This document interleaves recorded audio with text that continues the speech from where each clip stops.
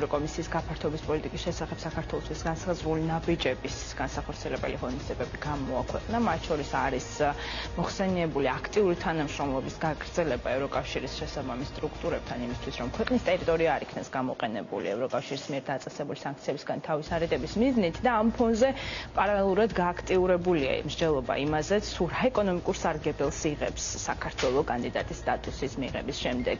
როგორია ეს სარგებელი სპეციალისტების შეფასებით სტუმართან ერთად გავაგრძელებთ თემაზე საუბარს. თამარ სულუხია ისეთის კვლევით ინსტიტუტის დირექტორი გვერდება. მოგესალმებით, მადლობა რომ ხართ ჩვენთან სტუმრად. ძალიან საინტერესო დისკუსია გქონდათ ისეთის ორგანიზებით ცოტა ხნის წინ სპეციალისტების ჩართულობით, თუ როგორი მოლოდინებია ეკონომიკურ სარგებელთან დაკავშირებით, რომელსაც ველით კანდიდატის სტატუსის შედეგად და შემდგომი პროცესის შედეგად, რომელიც იმედია მალე იქნება. რა არის ეს ძირითადი სარგებელი, რასაც თქვენი გადმოსახედიდან ხედავთ, როდესაც ვსაუბრობთ ეკონომიკურ სარგებელზე? დიდი მადლობა მოწვევისთვის, მოგესალმებით, მივესალმები მაყურებელს. ძალიან მნიშვნელოვანი შეკითხვა და ამაზე ერთმნიშვნელოვანი პასუხი, რა თქმა უნდა, არ არსებობს, მაგრამ ხშირად გვესმის, რომ არ ველით სწრაფად ეკონომიკურ სარგებელს ეხლანდელი სტატუსისგან.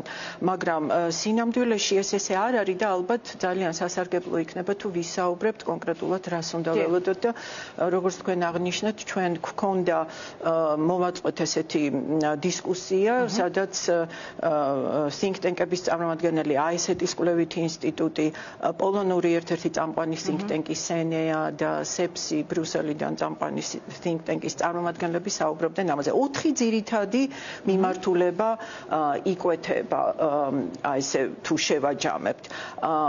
მიუხედავად იმისა, რომ რაღაც ესეთი სტანდარტული გზა და სარგებელი არ შეიძლება დავინახოთ იმ ქვეყნების გამოცდილებიდან, რომელმაც ეს პროცესი უკვე დაინახეს, იმიტომ რომ ყველა ქვეყანას თავისი უნიკალური გამოცდილება და გზა ჰქონდა ამ პროცესში. მაინც მნიშვნელოვანია იმის აღნიშვნა, რომ ყველა ქვეყანა, რომელიც აი ამ გზას დაადგა, მიიღო კანდიდატის სტატუსი, შემდგომ გადავიდა უკვე მოლაპარაკებებზე და გააგრძელა ეს სვლა და შემდგომ ბევრი მათგანი უკვე ევროგაერთიანების წევრია, შეინიშნებოდა მთლიანი შიდა პროდუქტის ზრდა. უცხოური პირდაპირ ინვესტიციების შემოდინების ზრდა. მაგალითად, სიტყვაზე ბულგარეთის მაგალითს თუ ავიღებთ, კანდიდატის სტატუსის პერიოდში დაახლოებით 8-ჯერ გაიზარდა FDI ინვესტიციები, კი ბატონო. ასევე საკრედიტო რეიტინგები გაიზარდა ბულგარეთში, ხორვატიაში, სხვა ქვეყნებში. არის ასევე ინვესტიციების ზრდის წინაპირობა. დიახ, ანუ რას ნიშნავს ეს, რომ კონკრეტული ქვეყნები და მათ შორის მოსალოდნელია საქართველო, აღიქმებიან საერთაშორისო ბაზრებზე, საერთაშორისო საზოგადოებაში უფრო სანდო და მიმზიდველ საინვესტიციო ბაზრად და ბიზნეს პარტნიორად, მოდით ესე ვთქვათ. ანუ ერთი არის ეს, ასე ვთქვათ, უფრო ფართო ეკონომიკური სარგებელი, რომელსაც ხვალ დილით ჩვენ ვერ დავინახავთ, მაგრამ პროცესია, რომელიც, ასე ვთქვათ, კანდიდატის სტატუსის სიგნალს აგზავნის იმისა, რომ ევროპა საქართველოს აღიარებს ამგვარ სანდო თუ კონკრეტულ გზით მიმავალ პარტნიორად, მომავალ წევრად. ეს ერთი. მეორე და ძალიან მნიშვნელოვანი არის ის, რომ კანდიდატის სტატუსი და შემდგომ უკვე მოლაპარაკებებზე გადასვლა და ზოგი ქვეყნისთვის ძალიან ხანგრძლივი პროცესი იყო ეს, ზოგისთვის შედარებით მოკლე და ვნახოთ საქართველოსთვის როგორი აღმოჩნდება. იმედია არც ისე გრძელი, თუმცა მოდით მაშინ რახან ეს ვახსენეთ, უკრაინის დღევანდელი პირობების, ომის და უკრაინის დამოკიდებულების გამო, დემოკრატიის, თავისუფლების, პროგრესული მსოფლმხედველობის მიმართ ფაქტიურად ამან გაუხსნა საქართველოს გზა და ჩვენ ძალიან მოკლე პერიოდი გვქონდა განაცხადის შეტანიდან კანდიდატის სტატუსის მიღება. სრულიად უნიკალური წელიწად ნახევარი. ამიტომ ვნახოთ რა მოხდება, მაგრამ ძალიან დიდი შრომა და თანამშრომლობა მოგველის იმისათვის, რომ შემდგომ ნაბიჯებს მივახციოთ. მეორე, ასე ვთქვათ, კატეგორიაზე სარგებელი საუბრობთ, ეს არის თვითონ რეფორმები.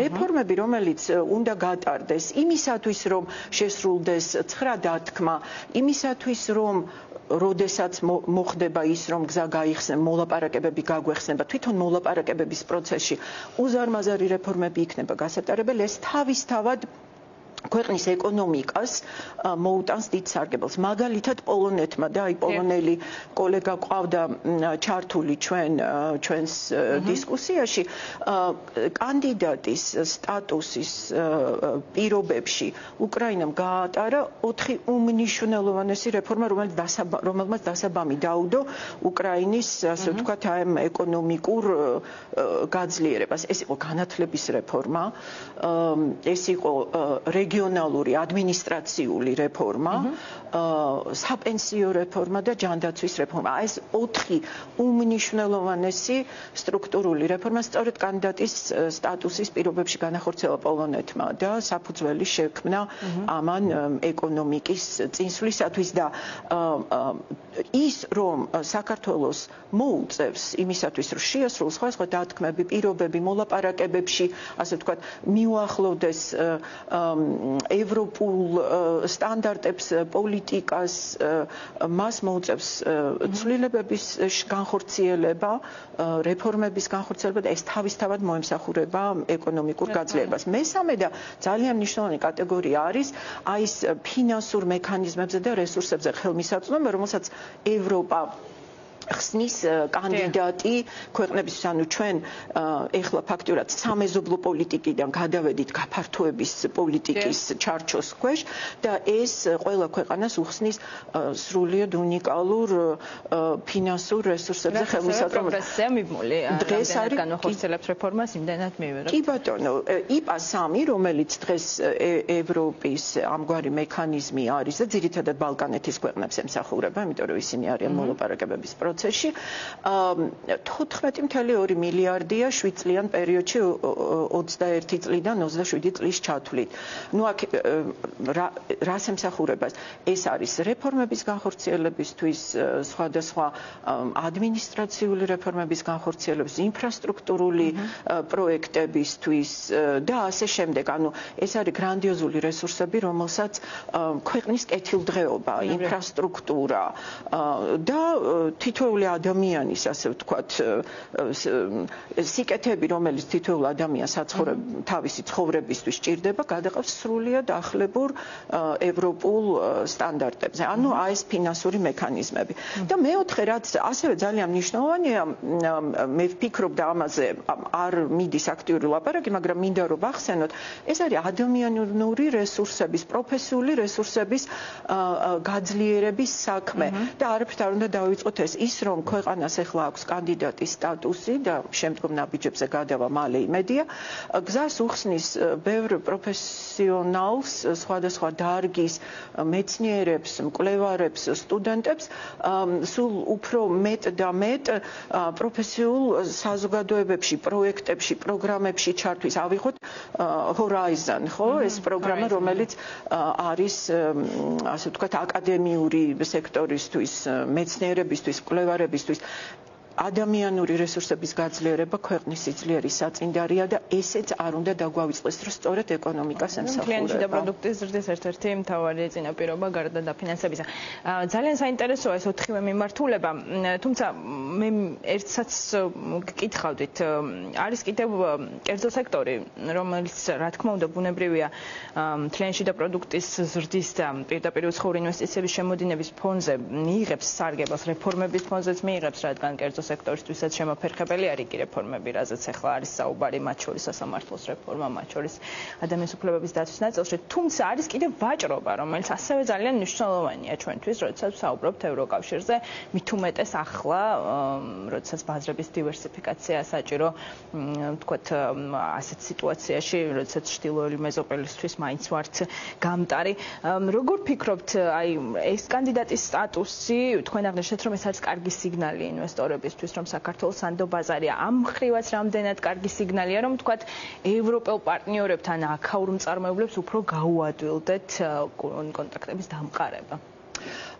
ნუ ერთმნიშვნელოვანი პასუხი ძალიან ძნელია ამ შეკითხვაზე გავცეთ, მაგრამ მოდით შევხედოთ ამგვარად. დღესდღეობის საქართველოს დამოკიდებულება საქართველოს ეკონომიკის რუსეთზე ძალიან მაღალია, ამაზე ბევრი საუბარი მიდის და ნამდვილად ეს თემა ძალიან აქტუალურია, როგორც ჩვენი ევროპულ მომავალთან მიმართებაში, ისე ჩვენი უსაფრთხოებისთვის და ზოგადად ქვეყნის მომავლისთვის. ის რომ ჩვენ დღეს კანდიდატის სტატუსი ვართ და უფრო გამოხატულად ვადგავართ ევროპისკენ გზას, ნამდვილად მოგცემს საშუალებას იმისა, რომ გავზარდოთ ვაჭრობა ევროპასთან. მაგალითად, აი ვახსენეთ წეგან IPA 3 და ფინანსურ რესურსებზე ხელმისაწვდომი მაგალითად ბალკანეთის ქვეყნებში. ხო, რა პროგრამები ხორციელდება? ეს არის მწვანე ეკონომიკის დახმარება, ეს არის მცირე და საშუალო ბიზნესის დახმარება. ეს არის კერძო სექტორში მწვანე გარემოს დაცვითი კარგი მმართველობის პრაქტიკების შემოტანა და დამკვიდრება. ანუ აი ბევრი ის ასპექტი, რომელიც თავისთავად ამ პროცესს მოყვება, მოიტანს იმას, რომ ჩვენი კერძო სექტორი, ჩვენი მწარმოებლები, ჩვენი ბიზნესმენები მოახერხებენ იმას, რომ აი არასატარიფო ბარიერები, რაც გვაქვს დღეს ჩვენ, ხო, გვაქვს DCFTA, ხო, ღრმა და ყოვლის მომცველი შეთანხმება ევროპასთან, რომლის უტილიზება საკმაოდ სუსტია, იმიტომ რომ იქ არის ბევრი სატარიფო და არასატარიფო ბარიერები და უჭირს უბრალოდ კერძო სექტორს, ასე ვთქვათ, ამასთან გამკლავება. აი ეს პროცესი და ხელმისაწვდომობა ევროპის დახმარებაზე, ევროპულ სტრუქტურებთან უფრო მჭიდრო თანამშრომლობაზე ჩვენ მოგცემს საშუალებებს, რომ სწორედ დავძლიოთ ეს რთული საკითხები და გადავიყვანოთ ევროპასთან ვაჭრობა სულ სხვა დონეზე. გამოვიყვენოთ DCFTA-ის მიერ გახსნილი შესაძლებლობები, გაცილებით მეტად ვიდრე ამას დღეს ვიყენებთ და ვიყენებთ საკმაოდ სუსტად. ნამდვილად. მეორე მხრივ ამ პროცესში, რომელიც თავისთავად ძალიან პოზიტიურია ქვეყნისთვის, არის ბევრი გამოწვევა ჩვენ წეგანაც ვახსენეთ, რომ ძალიან ბევრი რეფორმა გვექნება გასატარებული. ამ რეფორმების ძალიან დიდ ნაწილს ახლა დღევანდელ ჩამონათვალსაც თუ გადავხედავთ, გადასადგმელი ნაბიჯების, რაც გვაქვს აღებული როგორც ვალდებულება იმისთვის, რომ გავაგრძელოთ ეს გზა, არის ბევრი ისეთი რეფორმა, რასაც პოლიტიკური ნება სჭირდება. დარწმუნებული ვარ, ესეთი გამოცდილება იყო სხვა ქვეყნებშიც, სავარაუდოდ, მათ შორის ბულგარეთში, პოლონეთში, რამდენიმე ქვეყანა ვახსენეთ ბალკანეთის ქვეყნებშიც. აი, ამ დისკუსიის დროს თუ გამოიკვეთა ის გზები თუ როგორ დაძლიეს სხვა ქვეყნებმა ეს გამოწვევები ამ მძიმე რეფორმების პროცესში? ნუ რა თქმა უნდა, ამ გამოწვევების დასაძლევად და იმ ყველა პირობის შესასრულებლად, რომელიც დღეს ჩვენთვის უკვე ცნობილია და მე მოლაპარაკებების პროცესში ამაზე მუშაობა წარიმართება, უმნიშვნელოვანესი არის პოლიტიკური ნება, რა თქმა უნდა, სრული მობილიზება საჯარო სექტორის რესურსების და ასევე უმნიშვნელოვანესი არის თანამშრომლობა საჯარო სექტორის არასამთავრობო სექტორთან, მაგალითად think tank-ებთან, მაგალითად AISET-ის კვლევითი ინსტიტუტი არის ეკონომიკური კვლევითი ინსტიტუტი, ეკონომიკური think tank-ი. ის, რაზეც ჩვენ მუშაობთ, ის პროფესიული რესურსი, რაც ჩვენს ორგანიზაციაში გაგვაჩნია და უამრავ სხვა ორგანიზაციას გააჩნია, სრულად უნდა იყოს მიმართული პარტნიორობაზე და ასევე უნდა იყოს კეთილი ნება მთავრობის მხრიდან პარტნიორობაზე ქვეყანაში არსებულ რესურსებთან, არასამთავრობო სექტორში, აკადემიაში არსებულ რესურსებთან. მხოლოდ ამ გზით ქვეყანაში არსებული პროფესიული და ადამიანური რესურსების სრული მობილიზებით და მოდით დეპოლარიზაციაც ვახსენოთ აქვე, ხო? დეპოლარიზაციით, ანუ საკითხების დაყენებით არა პოლიტიკურ ჭრილში, არამედ ქვეყნის ინტერესების გამომხატველ პროფესიულ დარგობრივ ჭრილში უნდა წარიმართოს შემდგომი ნაბიჯები. მე მოვიტანე ერთი გვერდი ძალიან საინტერესო დოკუმენტიდან იმ დღეს, როდესაც ჩვენ მოგვენიჭა კანდიდატის სტატუსი, ასევე გამოვიდა ძალიან საინტერესო დოკუმენტი, გახდა ხელმისაწვდომი, ეს იგივე დღით დათარიღებული, რომელსაც ქვია კომუნიკაცია ევროპის გაფართოების პოლიტიკასთან მიმართებაში და ეს დოკუმენტი არის საქართველოს სტატუსის შეჯამება. ასე მეტ გვერდიანი დოკუმენტია. მიუხედავად იმისა, რომ ჩვენ ძალიან გვიხარია ეს სტატუსი, ჩვენ ძალიან ფოკუსირებული ვართ 9 დათქვანზე, ეს ძალიან საინტერესო დოკუმენტია და მე ეხლა ჩემს წინ დევს ეს ერთგვერდიანი სარჩევი. არავი ამ 100-ზე მეტ გვერდიანი დოკუმენტის, სადაც იცით, აი თვითონ თუ წავიკითხავ სარჩევს, მიუხვდებით რამდენად მნიშვნელოვანი ყველაფერი. და აი ამ სარჩევში უბრალოდ აი ძირითადი keywords, ხო, ძირითად სიტყვებს ამოვიკითხავ. დემოკრატია, საჯარო ადმინისტრირება, სასამართლო სექტორი, შესყიდვები, სტატისტიკა, ფინანსური კონტროლი, ეკონომიკა და შემდეგ მოდის უკვე ეკონომიკური სხვადასხვა კატეგორიები დაწყებული, დიჯიტალური ტრანსფორმაცია, მედია, საგადასახადო საკითხები. ანუ ეს არ არის 1, 2 და 5 საკითხი, ეს არის ძალიან ფართო სპექტრი. ფაქტობრივად სახელმძღვანელო ჩვენ. სახელმძღვანელო და ძალიან საინტერესო დოკუმენტია, სადაც არის არა მარტო ევროპის მიერ, ასე ვთქვათ, აი პასუხისგებელი სტრუქტურების მიერ საქართველოს სტატუსის შეფასება, არამედ ბოლო ნაწილს ქვია შესაძლებლობა, რომ საქართველოს განახორციელოს ის წევრობის პასუხისგებლობები.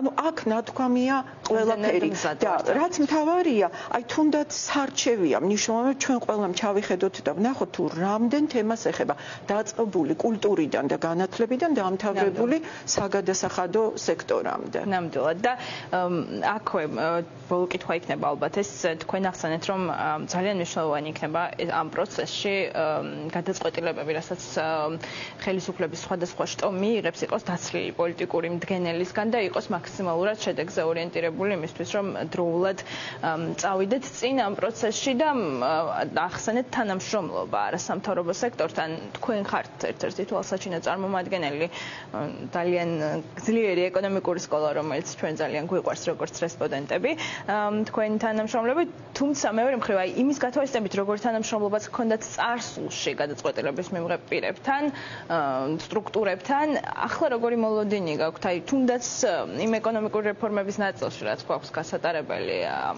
კანდიდატის სტატუსის შემდგომ ეტაპზე გადასასვლელად, რამდენად ფიქრობთ, რომ ეს თანამშრომლობა გაძლიერდება არასამთავრობო სექტორთან? იცით, მიჭირს იმის თქმა გაძლიერდება თუ არა, მაგრამ ყველაფერი უნდა გავაკეთოთ, რომ გაძლიერდეს. სხვა გზა უბრალოდ საქართველოს არ აქვს.